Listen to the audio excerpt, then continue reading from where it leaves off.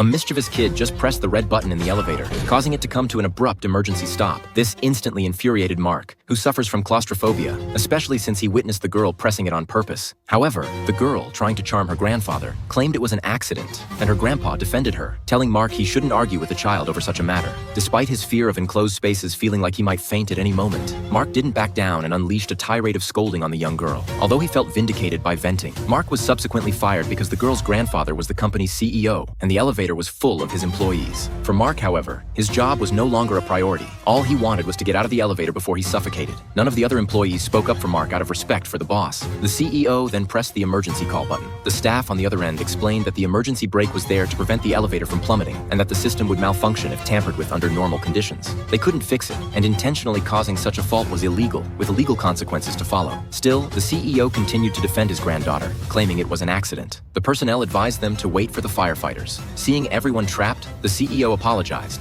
and the employees in turn assured him it was okay but insisted he count this as work time. Suddenly, an older woman lost her temper, revealing the CEO's true colors. She explained that her husband was once an investor in the company, and despite the CEO making billions the previous year, he falsified records, leading to her husband's bankruptcy and suicide due to debt. She had been working in the company to seek vengeance. Silence fell upon the group, except for Mark, who, now out of a job, stood up for the woman. The CEO shamelessly remarked that investing carried risks and losses were normal, which caused the woman to have a stroke and collapse. In her last moments of consciousness, she disclosed a shocking fact. She had a bomb strapped to her body. After checking, they found it was true. There was indeed a timer bomb on her waist, with only 10 minutes left before it exploded. In a frantic attempt to escape, everyone tried to pry open the elevator doors but found a wall outside. Fortunately, there was a small gap above. Jack quickly extended his cane through the gap, trying to reach the external control panel. But in this critical moment, the mischievous girl continued to press buttons randomly on the control panel, leading to